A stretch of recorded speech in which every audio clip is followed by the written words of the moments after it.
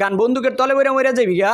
আমার বন্দুক দিয়ে আপনার এক গুলি দিয়ে মারতে পারতাম। তাইলে এখন মারতে পারোস না গিয়ে লেগা। আমার কাছে তো আপনার মতো এত ভালো ভালো গান স্কিম নাই।